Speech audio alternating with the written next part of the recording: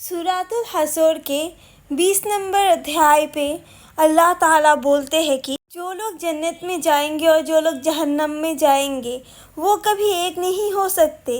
जो जन्नत में जाएंगे वो लोग सक्सेसफुल, जन्नत में जाने वाले की लाइफ होती है सक्सेसफुल, और जो जहन्नम में जाते हैं उनके लाइफ है अनसक्सेसफुल।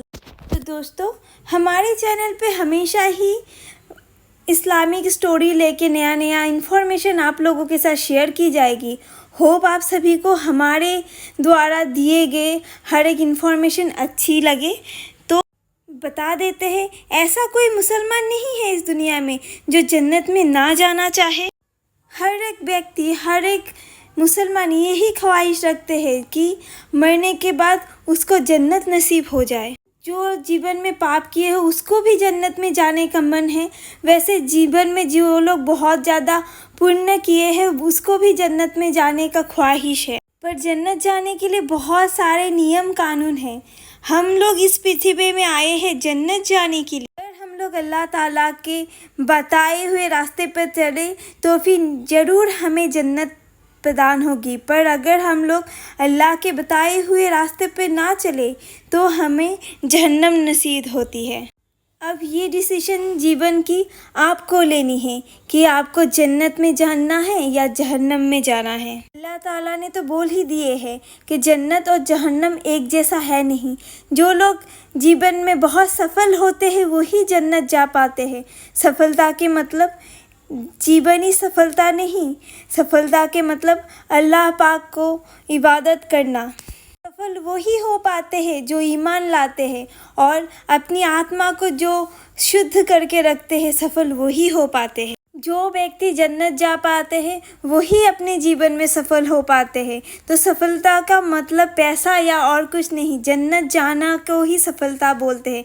और जन्नत कैसे जाया जाए ये तो हम सभी को पता है। अल्लाह का इबादत करें, अल्लाह को याद करें, अल्लाह ही सब कुछ है। अल्लाह छोड़ के दुनिया में और कुछ नहीं है। अगर आप अल्लाह की इबादत नहीं करते हो तो आपको कभी जन्नत की जीत हासिल नहीं होगी।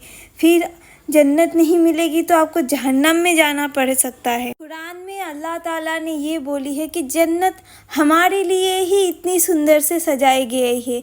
इतनी सुंदर है जन्नत कि अगर हम लोग सोच भी नहीं सकते, हम लोग कल्पना भी नहीं कर सकते कि ये कितनी सुंदर हो सकती है जो हमारे लिए बनाई गई है। इस वीडियो में जन्नत के बारे में बात करते ही हमारे शायद मुंह में हंसी आ गई है, पर जिसको जन्नत प्रदान होती है उसको पता है कि उसको क्या मिल गई है, कितनी सुंदर हो सकती है वो जन्नत। पृथ्वी से ये जन्नत देखी नहीं जाती। जन्नत तो ऐसी जगह है जो अल्लाह ने सभी के लिए बनाई है, पर सब कोई जा नहीं पाते। सब अपने पापों से लिप्त होके यही धरती पे ही बार बार जन्म होते रहते हैं। पर जो व्यक्ति पाप पुण्य ये सब छोड़ के, पाप नहीं करके, दुनियादारी से परहेज़ ना करके, जो सिर्फ अल्लाह और अल्लाह को लेके ही सोचते हैं, उनका ही इबादत करते हैं, वो ज़रूर जन्नत जा पाते हैं।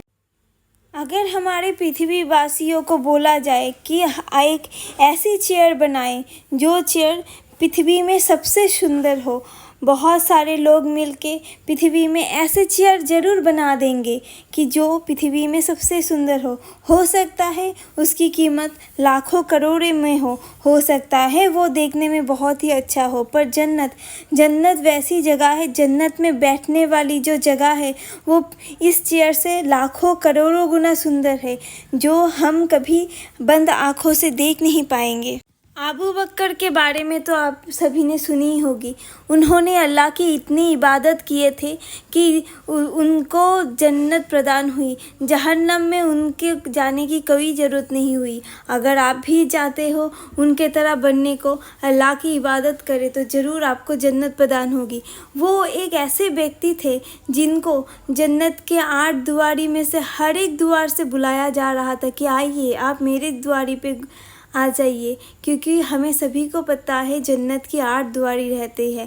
जन्नत जाने के 8 दुआरी में से हर एक दुआरी से उनको बुलाया गया है। कौन है वो अबू बकर जो हमेशा अल्लाह की इबादत करते थे। उनकी इबादत से खुश होके उसको जन्नत प्रदान हुई। हमें भी इतनी नेकी करनी है, करनी चाहिए कि जैसे कि हर एक दुआरी से हमें अल्लाह के द्वार से हमें जन्नत के लिए ही बुलाए, ना कि जहन्नम के लिए। जब भी बुलावा आए तब जन्नत के लिए ही बुलावा आए, नहीं तो जहन्नम में ज़िंदगी जहन्नुम बन जाती है। जहन्नम में कितनी तकलीफ़ें हैं, वो जो जहन्नम में रहते हैं सिर्फ उसी लोगों को पता है। बहुत ही कष्ट है, दुनिया में जो कष्ट है उससे भी 4 गुना ज़्यादा जहन्नम में कष्ट है। इसीलिए हमें हमेशा इबादत करनी चाहिए, कुरान पढ़नी चाहिए, 5 टाइम नमाज़ पढ़नी चाहिए, अल्लाह के नेकी पे चलनी चाहिए, कभी किसी से झूठ नहीं बोलनी चाहिए, हमेशा सच्ची बातें बोलनी चाहिए, कभी किसी का बुरा नहीं चाहना चाहिए, कभी किसी के बुरा ना करे, कभी किसी के बारे में बुरा ना बोले। अगर ऐसे चलोगे, हमेशा इबादत करोगे, तो फिर ज़रूर एक ना एक दिन जन्नत तो हमें मंजूर हो जाएगी।